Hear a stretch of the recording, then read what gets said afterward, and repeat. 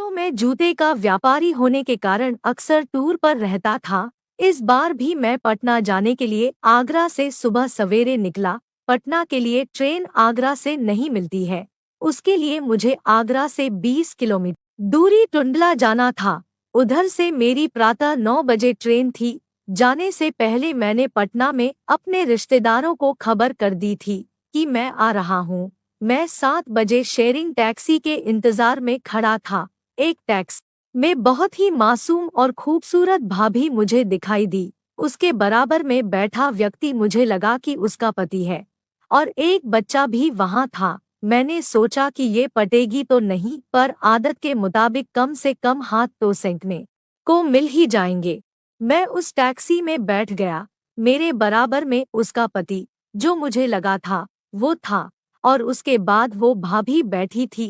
Taxi चल दी। मैंने आदत के मुताबिक अपना हाथ पीछे सीट पर टिकाते हुए बैठा था, जहां मेरा हाथ उसको हल्का हल्का टच कर रहा था। थोड़ी देर के बाद उसने झुककर मुझे गुस्से से देखा। मैं घबरा गया, लेकिन फिर सोचकर संतुष्ट हो गया कि पति के होते वो कोई झगड़ा नहीं करेगी, इसलिए सुकून से बैठ गया। मेरी आदत है कि अगर कोई स्त्री गुस्सा करे तो मैं दूसरी कोशिश नहीं करता, लेकिन पता नहीं उसमें क्या जादू था कि मैं अपने को रोक न पाया। अब की बार मैंने हिम्मत करके दोबारा कोशिश की। इस बार कोई प्रतिक्रिया नहीं आई। मैं थोड़ा सा संतुष्ट हुआ कि आधा घंटा का रास्ता आराम से कट जाएगा। तभी उसकी खनकती हुई आवाज आई। वो ड्राइवर से पूछ रही थी, भैया लखनऊ के लिए ट्रेन फिरोजाबाद से ही मिलेगी ना? मेरे कान एकदम से खड़े हुए। इसका एक मतलब ये भी था कि वो अकेली थी। मैंने बिंदास पूछा, आपको लखनऊ जाना है क्या? तो वो बोली हाँ। इस पर मैं बोल पड़ा कि आप ट्रेन टुंडला से क्यों नहीं पकड़ लेती? वहाँ ज्यादा ट्रेनों का स्टॉपेज है और मैं जिस ट्रेन से पटना जा रहा हूँ वो कानपुर होते हुए जाती है।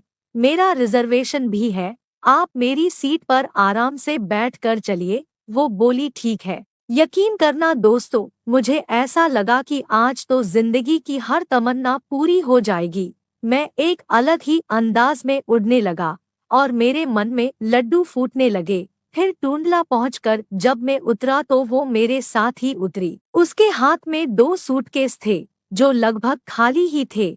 वहां पहुंचकर पता चला कि ट्रेन 1 घंटा लेट है। वो बोली, चाय पी लेते हैं। हम लोग चाय पीते हुए बात करने लगे। उसने पूछा, तुम पटना क्यों जा रहे हो? मैंने उसे बताया कि मैं बिजनेस टूर पर जा रहा हूँ। मेरे पूछने पर उसने बताया कि वो राजस्थान किसी काम से गई थी, वहीं से वापस आ रही है। फिर उससे बहुत सी बातें हुई। उसने बताया कि वो विधवा है। उसके पति का कई साल पहले देहांत हो गया था, इसलिए अब वो अपने परिवार को पालने के लिए खुद मेहनत करती है। यहाँ मैं ये नहीं बताऊंगा कि वो क्या काम करती थी। मैं उसकी निजता का सम्मान करूंगा। जब मैंने उसे गौर से देखा तो यकीन कीजिए, वो मुझे किसी अप्सरा से कम नहीं लगी। वो साड़ी में किसी अप्सरा से कम नहीं लग रही थी। असल में सबसे प्यारी उसकी सादगी थी। एक तो गांव का खान पान और पहनावा, और कयामत ढाता उसका जोबन। मैं बस यही सोच रहा था कि इसका और मेरा साथ सिर्फ 3 से 4 घंटे का है। खैर ट्रेन आई और हम दोनों उसमें बैठ गए। मेरी विंडो साइड की सीट थी तो मैंने उसे खिड़की के पास बैठाया और खुद उसके बराबर में बैठ गया। अब शुरुआत उसने की और पूछा, तुमने रास्ते में मेरी वो क्यों खींचा था? मैंने पूछा, क्या तुमको इस बात का बुरा लगा? वो बोली, अगर बुरा लगा होता तो क्या मैं तुम्हारे साथ यहाँ बैठी होती? उसकी बस यह सुनकर मेरे दिल और में हलचल शुरू हो गई। मैंने पीछे से हाथ डालकर उसे अपनी तरफ खींचा। दोस्तों, पता नहीं उस वक्त पास बैठे यात्रियों की न उसको परवाह थी और न मुझे। अजीब सी खुमारी दोनों पर हावी थी। मैं जैसे 7वें आसमान पर था। आज सोचता हूँ तो अजीब सा लगता है कि आखिर साथ में बैठे यात्री हम दोनों के बारे में क्या सोच रहे होंगे, लेकिन उस वक्त हमको किसी की भी परवाह नहीं थी। खैर, इस सब में कानपुर आने का वक्त हो गया। हम दोनों को बिछड़ने का दुख था। मैं बोला, तुम मेरे साथ रांची चलो, 1-2 दिन में लौट आना। इस पर वो बोली, मुझे कानपुर में बहुत जरूरी काम है, इसलिए मैं नहीं जा सकती। इसके बाद फिर से वही खेल शुरू हो गया। कानपुर पहुँचते पहुँचते वो बोली, भाड़ में गया काम, तुम मेरा टिकट लेकर आओ, मैं तुम्हारे साथ चलती हूँ और कल वापस आ जाऊंगी। कसम से मुझे अपने नसीब पर विश्वास ही नहीं हुआ। उन्नाव तक वो बिना टिकट ही गई। वहां पहुंचते ही मैं टिकट ले आया, क्योंकि वहां आधा घंटा ट्रेन रुकती है।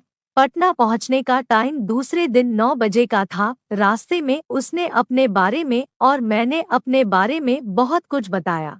रात होते होते ट्रेन लगभग खाली हो गई। हम दोनों साइड लोअर सीट पर लेट गए। यहाँ अपना काम होना कोई मुश्किल भी नहीं था। मैंने उसकी अच्छे से सेवा की। फिर वो सब के बाद हम दोनों सो गए। 9 बजे हम सोनपुर उतरे। वहां से टैक्सी पकड़कर 2 बजे पटना पहुंचे। होटल में रूम बुक किया। कमरे में आते ही हम दोनों शुरू हो गए। इसके बाद हम लोगों ने नहाकर खाना खाया और सोने को आ गए। यहाँ मैं आपको बता दूं कि पटना में मेरे रिश्तेदार होने के कारण मैं अपनी रात होटल में नहीं बिता सकता था। फिर मेरे रिश्तेदारों को मालूम भी था कि मैं पटना आया हुआ हूँ। रात को मैं उससे विदा लेकर अपने रिश्तेदार के यहाँ चला गया।